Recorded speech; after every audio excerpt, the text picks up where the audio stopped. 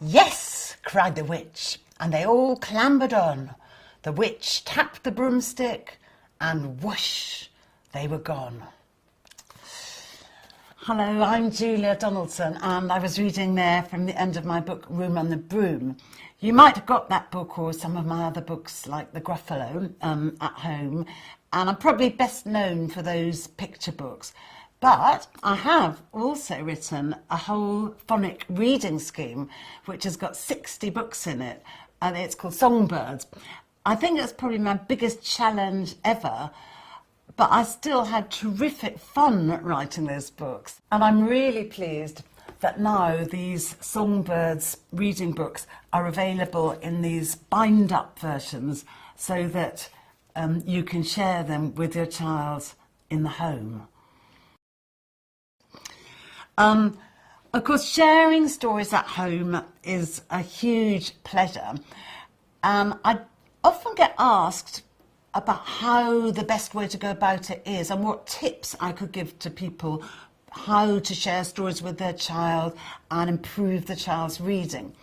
Well, my first tip would be, don't worry too much about improving their reading or making it some kind of test. You really do it for the enjoyment, for the pleasure. If the child enjoys it, they are going to want to learn to read.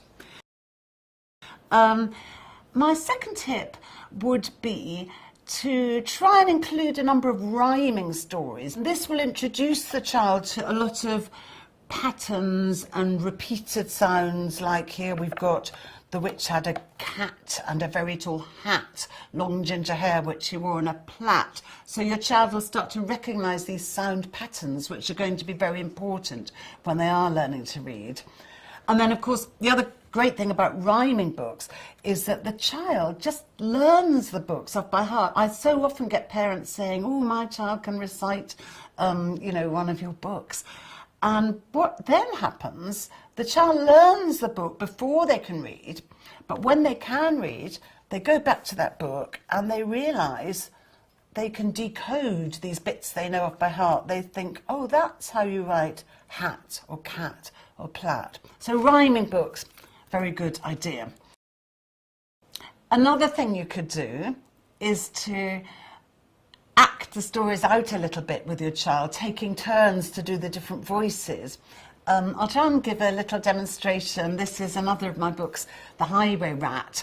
This is a highway rat. He's a very wicked character and he steals food from poor, innocent travellers.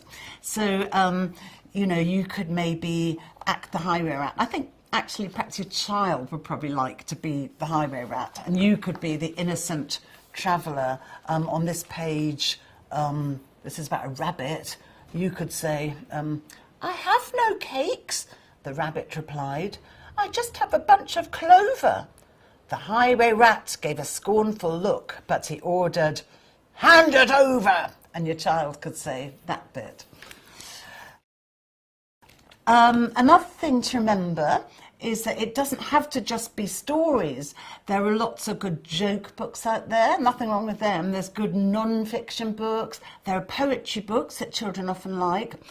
And I think it's a really good idea as well to get a comic delivered. I think there's nothing like that thrill when something addressed to your child arrives on the doormat. Now, you don't just have to read at home, and I think the very, very best place for your child to discover their own reading tastes is in the local library. Your child doesn't even have to be beginning to read. They don't even have to be able to talk. Take them out to the library, and there are just troughs full of picture books. There are loads of books on the shelves. There's probably a nice helpful librarian who can help suggest something new for your child if they want to move on a little bit. For very little children, there are lots of great rhyme time sessions going on in libraries. In Scotland, actually, they're called book bug sessions. And I've got book bug here. This is the book bug mascot. And in the book bug rhyme time sessions, the children chant and sing and just have fun getting to know the sounds, to enjoy the rhythms, which are going to be so important later on when they do become readers.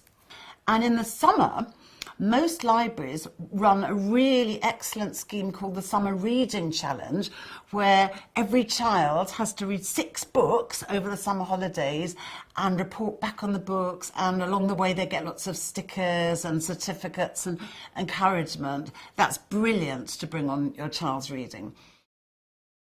Don't forget to make school your best friend. Your child probably is coming home every day with a reading book or a book purely for enjoyment, or maybe both. Don't forget to get these books out of their school bag. They might be buried right at the very bottom. And if the teacher wants some feedback from you, give the feedback that's required. And don't forget as well that it's not just one way. If you've got any worries about your child, any suggestions, if they may be getting a little bit fed up with some of the stuff they're getting from school, you can go to the teacher, you can send a note in, you can see them at the parent-teachers' days.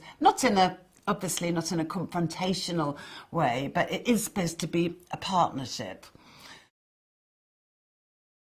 Another tip is to play lots of games, word games, letter games. I remember that when I was little, my mother introduced me and my sister to a game where she would say a word, like if she said cat, which ends in t, then I would have to think of a word beginning with that letter. So I might say top, then my sister might say pill, and our mum might say log, and so on. That's just one game. I think if you go out a lot with your child, then that's a great place to make up your own games. You could just play I Spy, which is a brilliant way of enjoying sounds and letters. Maybe just looking at all those cars with number plates, you might think of games around the letters in the car number plate. My own children loved looking at advertisements and road signs, and I remember that one of my sons, when he was little, he said, "Look, Mum, it says Kitty Kenter." And I thought, what's Kitty Kenter? And then I realised it was city centre, and he hadn't yet learnt that a C can have 2 different pronunciations. Of course, the games don't have to be about sounds and letters. They can just be about stories. You can enjoy stories anywhere. I don't think when my children were little, we ever went for a mountain walk without crossing a bridge and playing the 3 Billy Goats Gruff. Someone would have to go under the bridge and be the wicked troll, and the others would take turns going over the bridge and being little and middle and big Billy Goat Gruff.